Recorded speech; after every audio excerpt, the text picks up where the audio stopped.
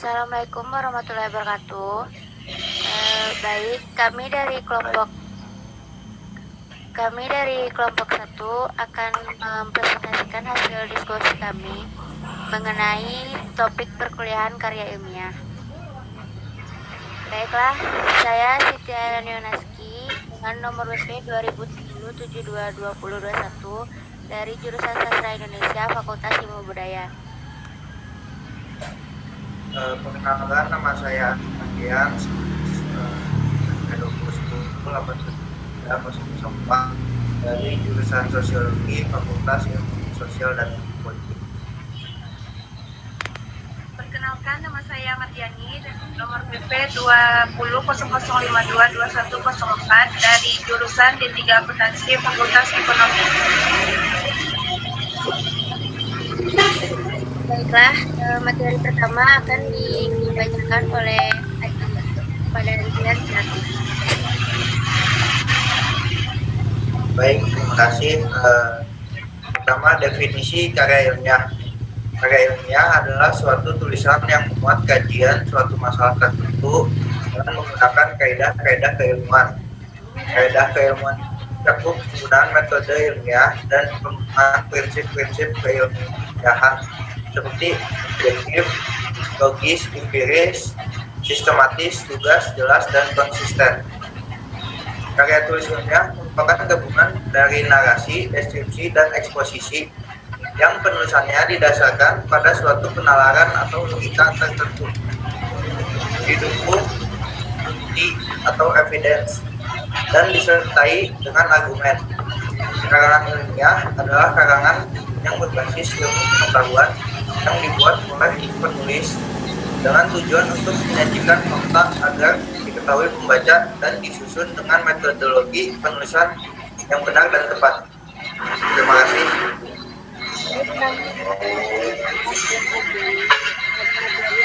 Baiklah, selanjutnya akan dibahas tentang jenis karya ilmiah. Yang karya ilmiah itu dibagi menjadi 3, yaitu karya ilmiah, semi ilmiah, dan karya non ilmiah. Yang pertama, karya ilmiah itu terbagi menjadi skripsi, makalah, tesis, dan disertasi. Yang kedua, karya semi ilmiah terbagi menjadi artikel, editorial, feature, resensi, dan opini. Yang ketiga, karangan non ilmiah dibagi menjadi 4, yaitu dongeng, cerpen, drama, dan novel. Yang pertama kita bahas yaitu jenis-jenis karya ilmiah. Yang pertama, skripsi. Skripsi adalah karangan ilmiah yang wajib ditulis oleh mahasiswa sebagai bagian dari persyaratan akhir pendidikan akademisnya. Yang kedua, makalah. Makalah adalah karya tulis ilmiah yang berisi hasil penelitian yang dikemas secara ringan namun formal untuk ditampilkan kepada umum. Tesis adalah jenis karya ilmiah yang diperuntukkan bagi mahasiswa tingkat sastra untuk mendapatkan master. Yang ketiga, disertasi. Disertasi adalah ilmiah yang ditulis untuk memperoleh gelar doktor pada perguruan tinggi. Disertasi lebih mendalam untuk pembahasan materinya serta memerlukan penelitian yang lebih fokus terhadap objek penelitiannya.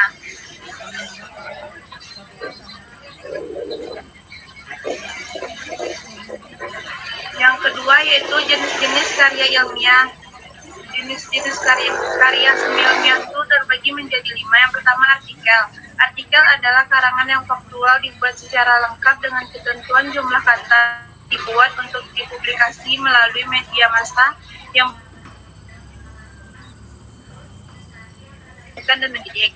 Yang kedua, editorial. Editorial adalah atau majalah yang mengungkapkan pendirian editor atau pimpinan surat kabar tersebut mengenai beberapa pokok masalah. Yang ketiga, feature.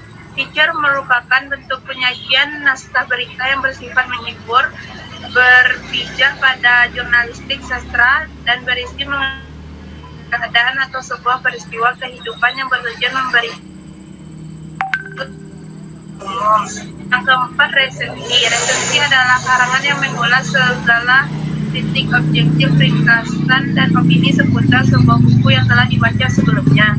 Yang kelima, opini. Opini adalah bentuk naskah yang berisi pendapatan dan ditulis oleh seseorang untuk mengemukakan pendapatnya kepada umum. Slide selanjutnya.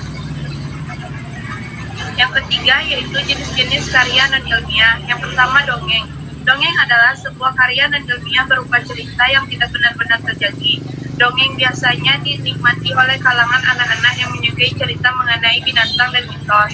Yang kedua, cerpen. Cerpen adalah kependekan dari cerita pendek, yaitu sebuah karangan non-ilmiah berupa fiksi yang tidak benar terjadi serta terdiri dari beberapa kosakata.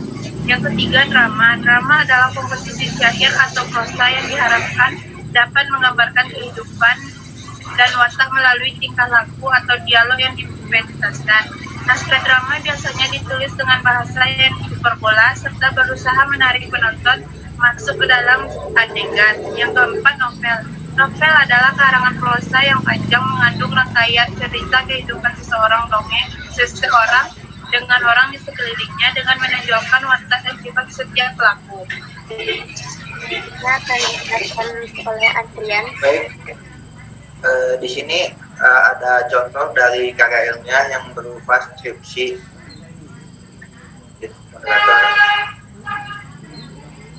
Lalu ini ada bentuk contoh karya semi ilmiah berupa artikel. Nah, yang terakhir ini contoh karya non ilmiah berupa dongeng. Baik, selanjutnya akan dijelaskan oleh Mardiani.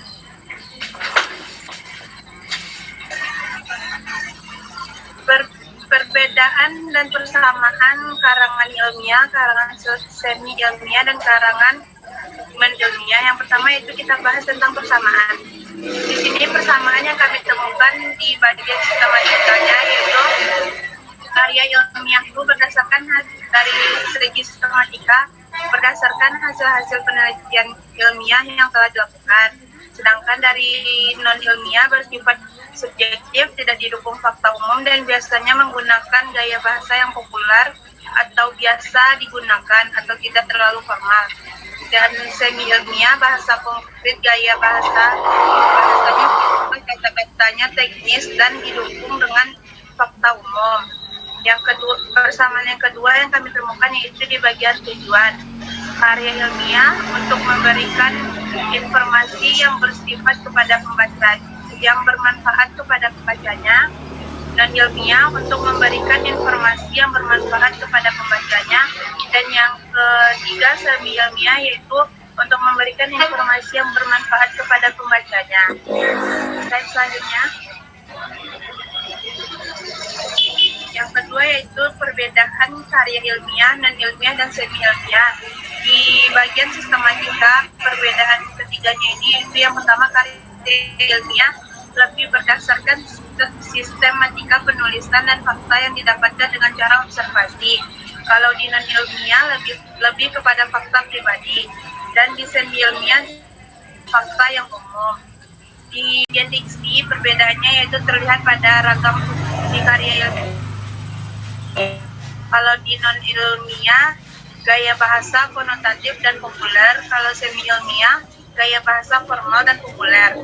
Yang ketiga, perbedaan terlihat dari susunan, yaitu yang karya ilmiah disusun demi kepentingan pribadi, dan ilmiah disusun demi kepentingan seni dan kepuasan batin penulisnya. Yang ketiga, semi ilmiah disusun berdasarkan fakta yang benar-benar terjadi. Perbedaan yang keempat yaitu dari gaya bahasa. Karya ilmiah cenderung formal atau baku dan lugas. Karya non-ilmiah gaya bahasanya cenderung sastrawi dan berhias, dan karya semi ilmiah menyajikan fakta dan fiksi dalam satu tulisan. Baik, materi selanjutnya yaitu mengenai ejaan yang terdapat dalam karya ilmiah. Dari penggunaan tanda titik dalam pemakaiannya dan penggunaan titik di akhir kalimat yang bukan pertanyaan dan seruan. Yang kedua, penggunaan tanda titik pada singkatan nama seseorang. Yang ketiga, penggunaan tanda titik pada singkatan gelar, jabatan, pangkat, dan sapaan. Yang kedua, penggunaan penulisan huruf kapital. Yang pertama, huruf pertama awal kalimat. Yang kedua, huruf pertama petikan langsung. Yang ketiga, huruf pertama nama, gelar kehormatan, keagamaan, dan keturunan. Yang ketiga, penulisan huruf miring. Penulisan huruf miring terbagi dua, yaitu penulisan kata yang belum baku dan penulisan ungkapan asing dan kata ilmiah. Yang ketiga, penulisan kata dasar, kata turunan, kata ulang, kata depan, dan partikel terbagi atas. Yang pertama, kata dasar ditulis satu kesatuan. Selanjutnya, kata turunan kata dasar yang sudah mendapatkan imbuhan. Yang ketiga, kata ulang harus ditulis lengkap dengan kata hubung. Yang keempat, kata depan ditulis terpisah kecuali pada kata yang merupakan satu kesatuan. Selanjutnya, kata ganti ditulis serangkai bersama dengan kata yang mengikutinya. Yang terakhir, partikel ditulis serangkai dengan kata yang mendahuluinya. Yang keempat, tanda hubung dalam karya ilmiah. Tanda hubung digunakan pada suku kata saat pergantian baris, menjambung kata ulang, untuk spelling atau mengeja, dan lain-lain. Sekian dari presentasi kelompok kami. Apabila ada kesalahan, kami mohon maaf. Saya akhiri dengan Assalamualaikum warahmatullahi wabarakatuh.